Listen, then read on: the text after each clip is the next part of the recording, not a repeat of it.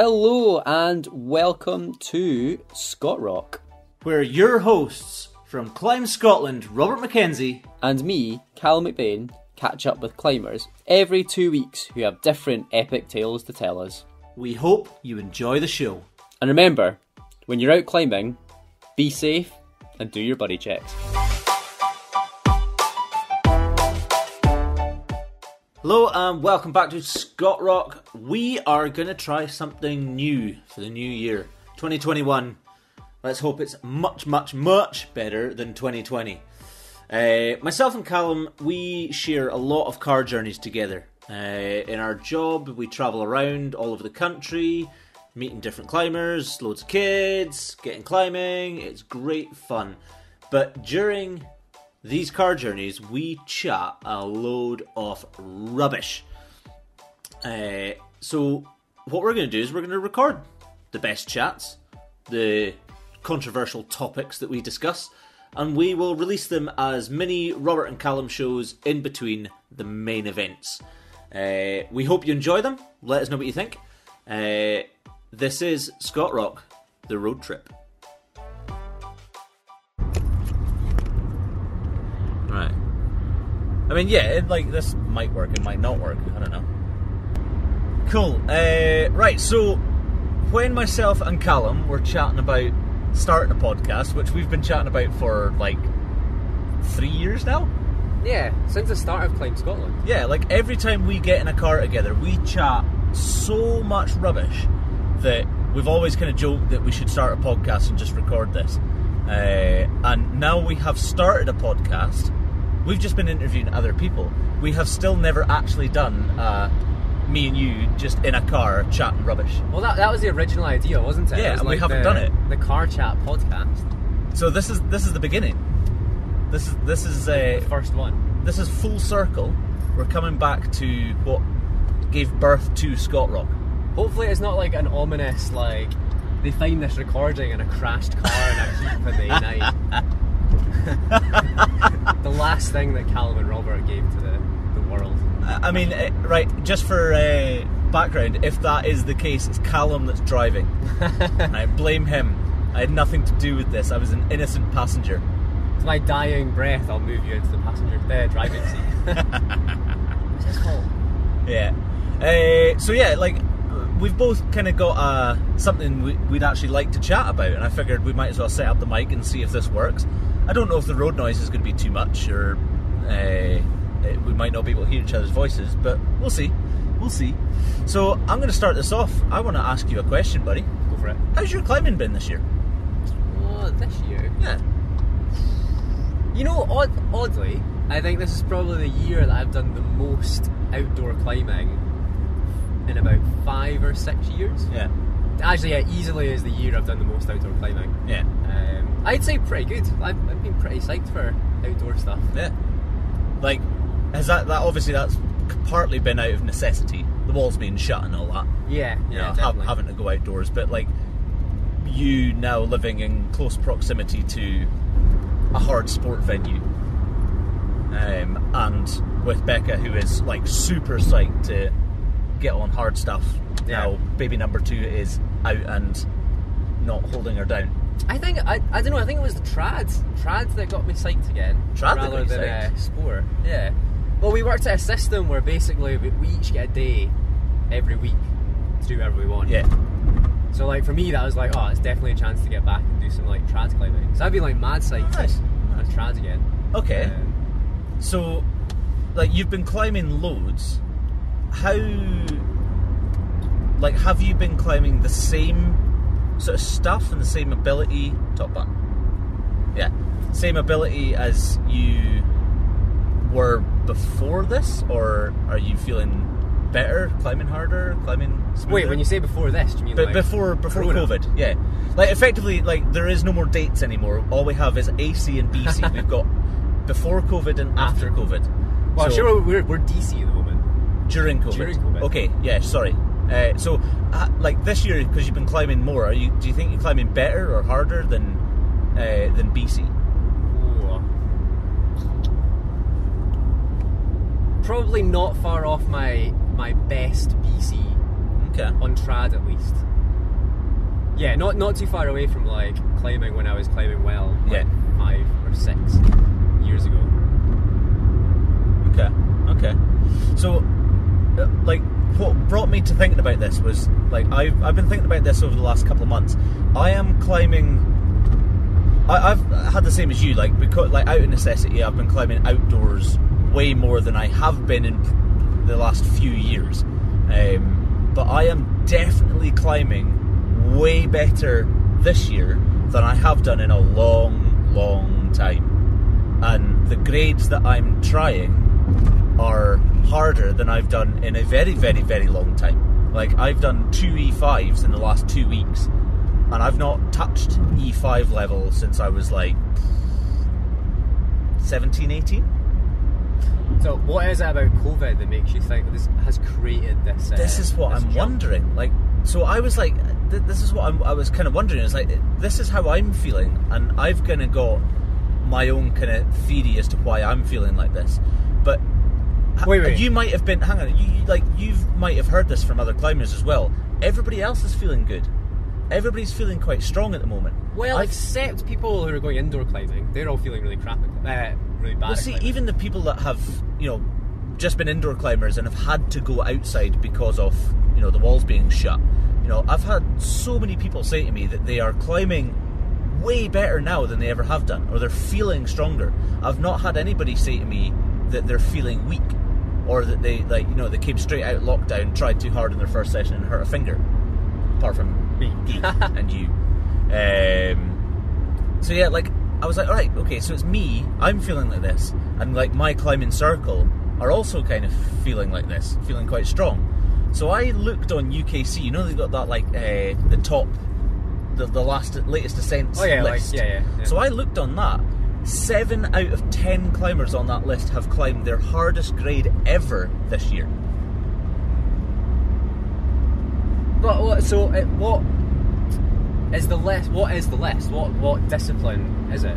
Sport and trad. Sport and trad. Because it's just like the latest list. The latest ascents is like the last 50 things that got logged on UKC. Yeah. So total random people across all the areas of the UK, some abroad actually, and 7 out of 10 of those 50 people have climbed the hardest grade they've ever climbed, whether it be on sport or trad, this year.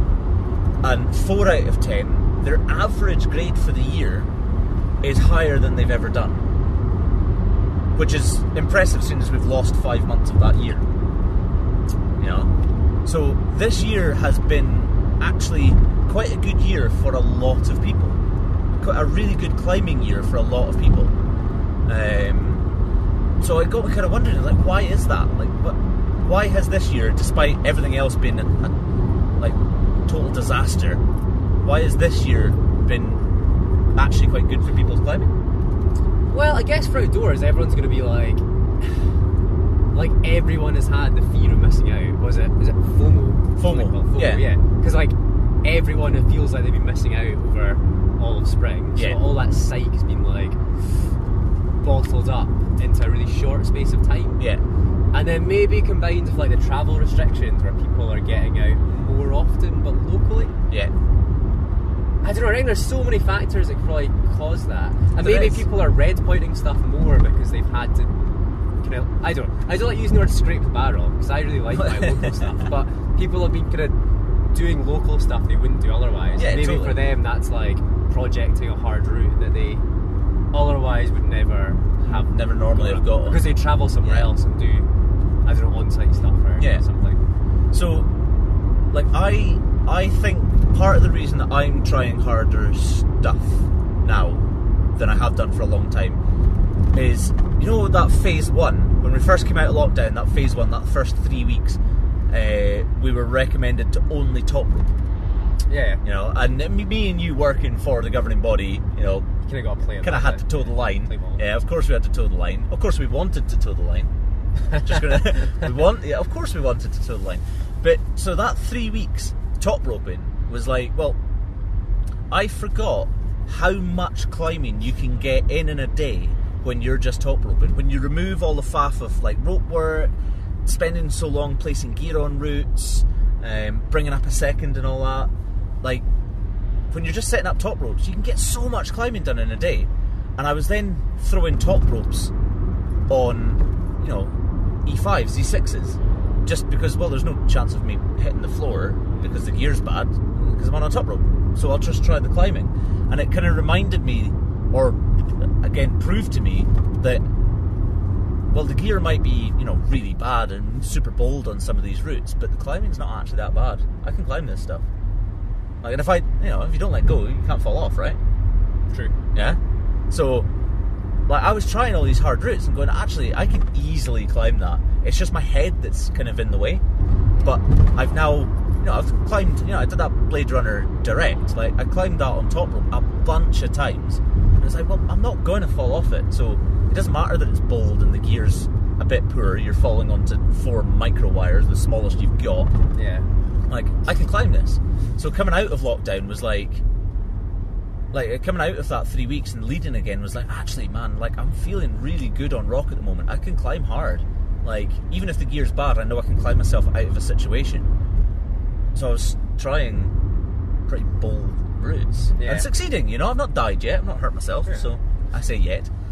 So I reckon there's 2 things that kind of lead to that effect from top roping that you're talking about. I think one of them that you've hit in the head is the fact that, like, the unknown has become known. Yeah. So if you always on-site E4, or you're trying to break into on-siting a new grade, that HVS, severe, E4, like, you don't know how hard the climbing is going to be because you've not climbed an E4 yet. Yeah. So you're not going to climb it as well. You're going to be tense. You're going to be a bit scared that the climbing's not going to relent as quickly as you think. But if you top rope, or you could say the same for head pointing, so practicing stuff, and then leading afterwards, like, you suddenly have a better understanding of what the difficulty of that grade's going to be. So then when you move to try on-site something, like, you've got a better framework in your head of, it's going to be, it can't be that many more hard moves until I get back into sort of easier terrain. Yeah. Like, you might not know what the route is going to throw at you, but you know, you kind of got a feel of how it should feel. Yeah. Yeah. And whether you can do that or not. And then, like, maybe this is a bit more of like a philosophical thing about top roping. And I think you could argue the same about bouldering, because phase 1 was top roping and bouldering, isn't it? Yeah. And I think going back to top roping and bouldering, if you usually lead climb, be that on trad, sport, or whatever, I think you kind of remove a lot of your own expectations of how well you should do, and it becomes a lot more just kind of like playing.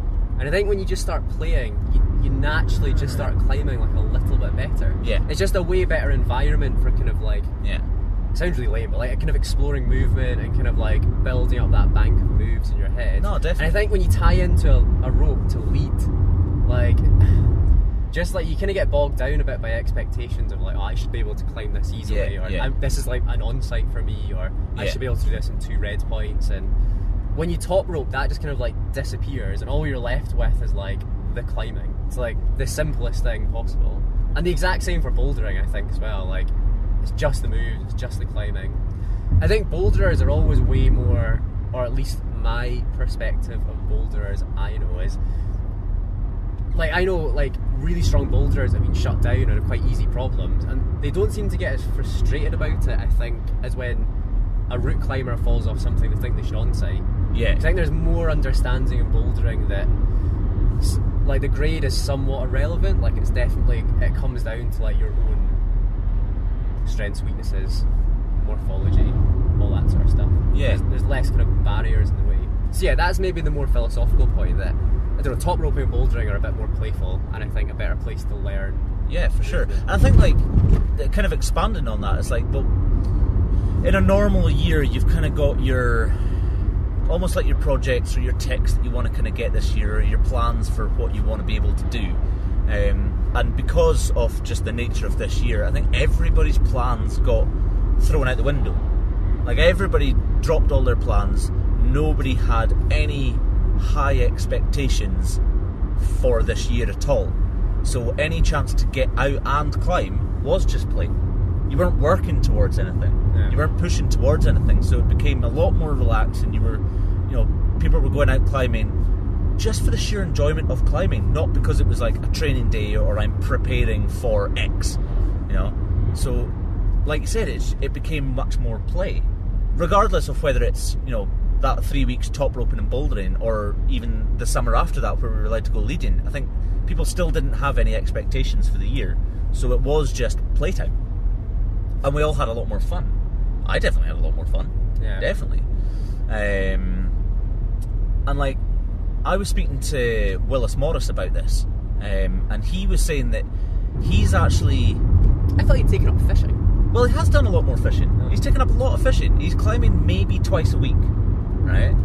Whereas normally, Willis Morris would be route setting 3-4 days a week, training nearly every day, yeah, with the high expectation of he wanted to do Lamala 8B plus? I think it's yeah, it was Lamala, right? Yeah. So that was like his mission last year. That's how much work he was having to put into it. And he was saying that this year, because of, you know, the walls being shut, not getting to climb as much, going out fishing just because he's got the time now, and climbing 2 days a week, he feels so much more rested.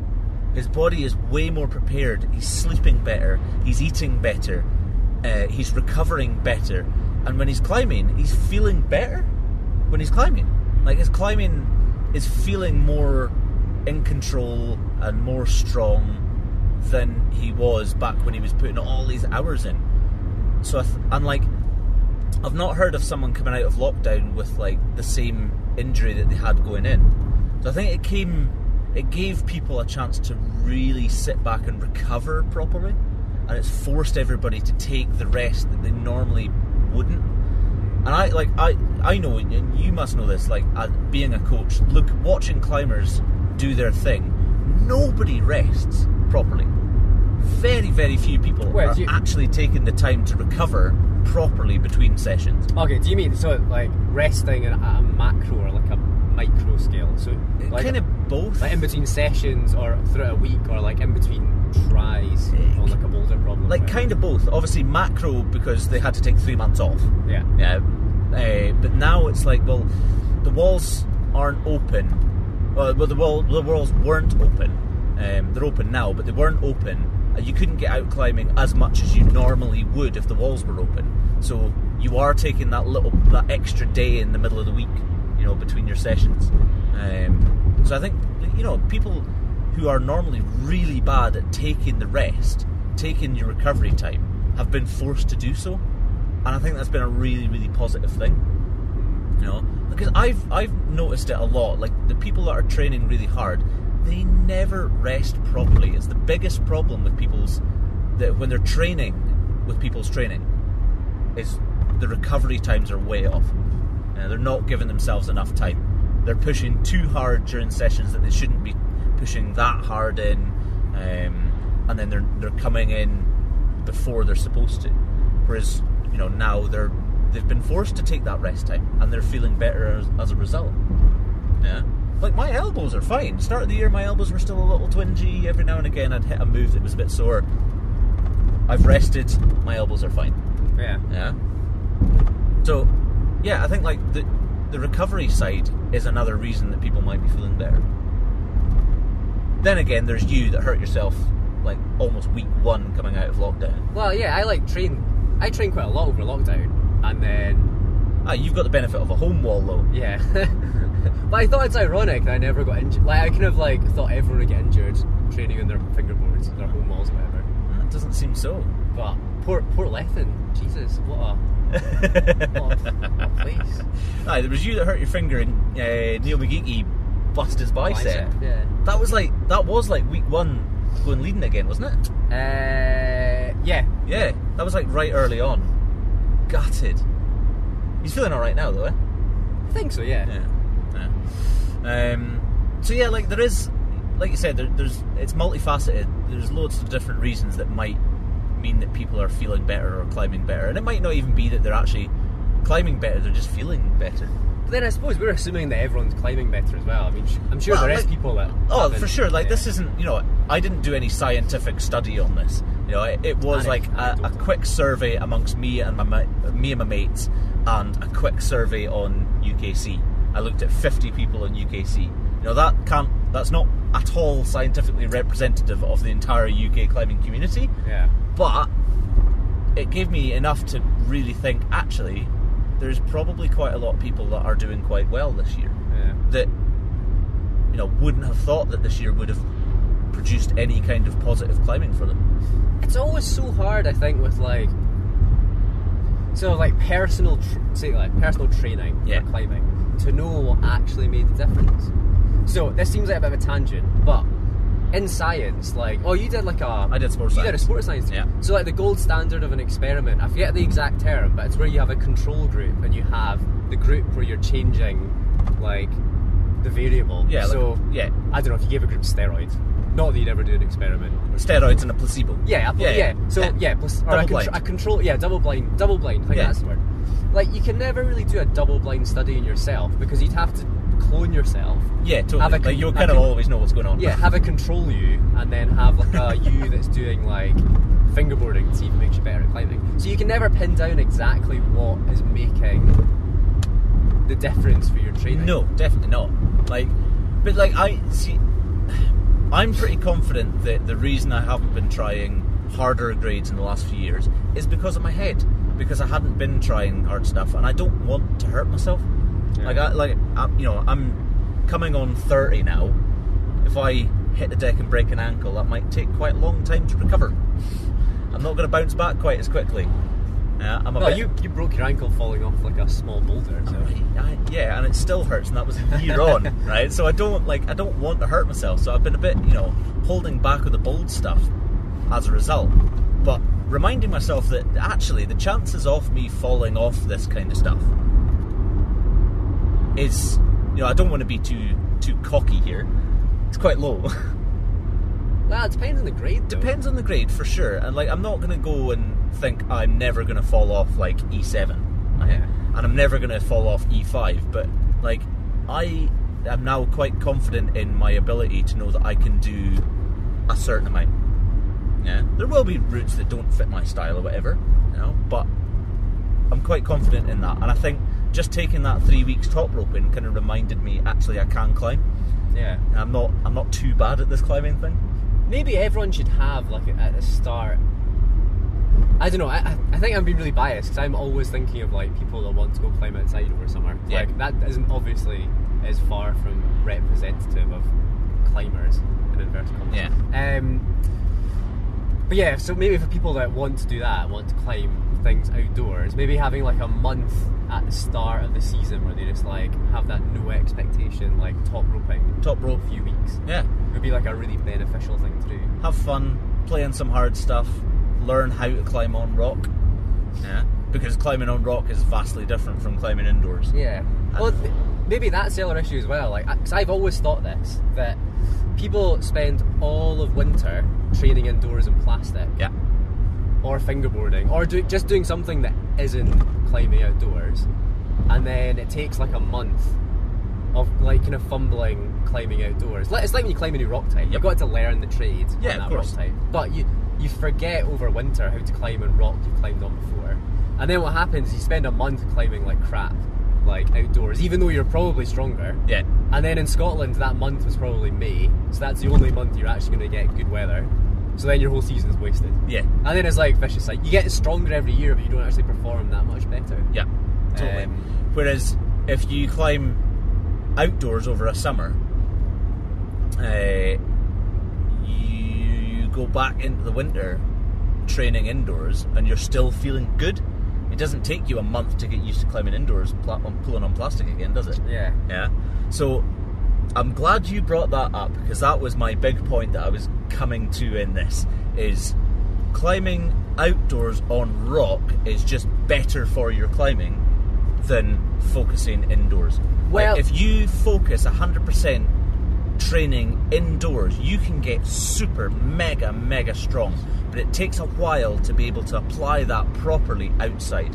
Yeah. Whereas if you climb outside for the same period, you might not get as super mega strong as you could be, but you're able to move a lot better on any route that gets thrown at you than if you just focused on indoor climbing. Perfect balance would be doing both all the time. A good balance of indoor training and climbing outside to keep your hand in on rock. But I think because people have been forced to climb outside because the walls are closed for 4 months, whatever it was, they're feeling really good and they're moving really well on rock. And obviously the UKC grades that I looked at, that top list is all outdoor stuff. So you've got people that are now feeling really comfortable on rock and are able to climb better. They're able to apply their strength better. Yeah.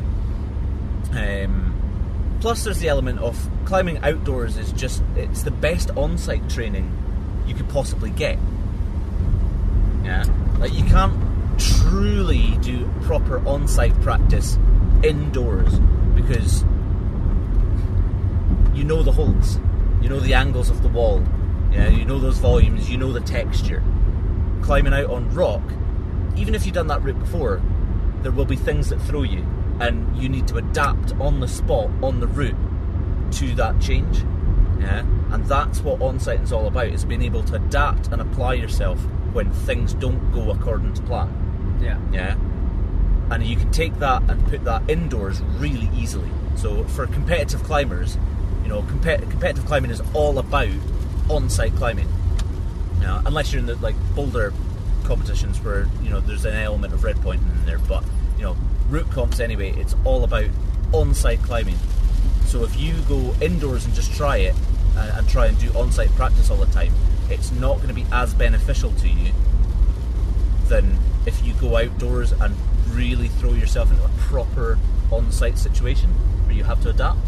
I think it's the better training for on-site competition climbers. Well, it's like you say, it's more complex, isn't it? So if you're better at doing something that's complex, then it'll translate well into doing something less complex. I think there's just something about climbing outdoors that's always more technical than indoors as well. For sure. Well, the thing is, every indoor hold that you come across is designed to be comfortable. Yeah. There's not a single outdoor hold that's designed to be comfortable. No hold has been crafted to fit your hand and has been crafted to be ergonomic. You hit it and then you need to manipulate your hand to fit the hold to be able to use it. Yeah. Whereas indoor holds, that if you hit it this way, that's the comfy way. Yeah. And you're going to be able to hold it. So I think that is possibly the biggest of the factors that has impacted on people's climbing, is actually being forced to climb outside lots, and they're now able to properly apply the strength that they've got. Well, and maybe a bit rested, like you said, and properly rested. But I mean, so strangely, I was thinking about this yesterday. So you're talking about doing that 3 weeks of top roping, or whatever. Yeah. And that's I don't know, you call it the translation phase. Translation phase, I like it. Yeah, your there we go. indoor skills are translated to outdoors. Patented. So I think the other thing you can do, and I've been a big fan of this, I think just don't stop climbing outdoors over winter. No. Because how, is it strength they talk about, when you build a certain amount of strength, then you don't really have to do that much to maintain it. So you maybe have to do a fingerboard session a week, and that'll maintain the finger strength you've developed. Yeah. So I reckon outdoor climbing's the same. I think as long as you still climb outdoors, just keep your hand in. Yeah, just keep your hand in, keep your foot in. Yeah, keep your foot in. Keep your foot in. I like it. That is enough to mean you maybe don't need to do that top roping, the translation phase. Yeah, for sure. For sure. It's just I think in Scotland it's not impossible, but it's just sometimes a bit grim to climb outdoors. At some point, just to keep your foot in, you're gonna have to climb in the rain. Yeah. I don't know, there are crags that you can go to that stay quite dry most of the time, but middle of the winter, January, February in Scotland, most things are going to be wet. You might have to climb in the rain. I don't know, there is, I think if you know where to go, there's definitely bouldering that's possible. And I think bouldering's a really good thing to do outdoors. Yeah. Dumbarton Rock. Dumby. You can climb, anything that's on a face at Dumbarton Rock, you can climb when it's been wet, because it dries really quickly. Anything that's made of dolerite, Auchenstary, Rosyth Quarry, they dry really quickly. Dunkeld, steep, so it might stay dry, but it seeps quite a lot. Yeah. So yeah, if it's been raining for a couple of days, Dunkeld might be quite wet. But if it's like the first day it started drizzling, Upper Cave is steep enough that it'll probably be dry. Yeah. So you can still, like, for those that have climbed all this year outdoors and are feeling really good, just because the walls are open and the weather's getting bad doesn't mean you need to bail straight back inside. You can keep going outside and keeping your hand in and train both at the same time over this winter. And 2021 should be like the mega year. Yeah. See, I think like that maybe the big point about this is there's not really like a quick fix for getting better at climbing. No. I think like everyone, especially maybe just like now, like if you think of how people's minds work now, we quite like quick fixes. We like the 6-week plan, Yeah. the 4-week plan. Yeah. Read this article and do these 10 things and you'll climb 3 grades harder. Yeah. Like get your profile on lattice training and that'll make you a beast. Humans just love the idea of like shortcuts. I think our brains are just like hardwired to think that's a good idea. Yeah. But just I think the hard reality is you can't escape that you get good at things just by like graft, by putting in the hours. Look at folk, I mean, so I don't know, like say Ian Small. Yeah. Like I don't know him, but I don't think he particularly hangs on a fingerboard and does loads of like indoor training. But probably one of the best Scottish trad climbers. But I mean, I'm sure it's just through like 30 years of like putting in the hours, like trad climbing, sport climbing, climbing outside. Like there was a nice analogy I heard the other day. Is like the whole world, well, the whole climbing world is kind of obsessed with this fast and light. You want to develop really quickly. You want to buy the best gear, the lightest gear, to be able to progress even faster. But there's a lot to be said for going slow and heavy, man. Like, take the time to learn your trade. Don't rush through it. If you rush through it, you're at much higher risk of injury through training or really hurting yourself by making a mistake because you don't know enough. And I would very much recommend to everybody that's even thinking about getting a training plan or even has a training plan or pushing your grades, take the time to learn your trade properly. Go slow and heavy. Do you agree with that sentiment? Yeah, no, I reckon that's bang on the money. Yeah. So yeah, 2020. Climbing is the winner of 2020, turns out. But will everyone realise this coming into 20? Are we right? Are we wrong? Oh, of course everybody's going to realise this, because everybody's going to listen to Scott Rock. Yeah. And they're all going to take inspiration. If you disagree, you gotta let us know.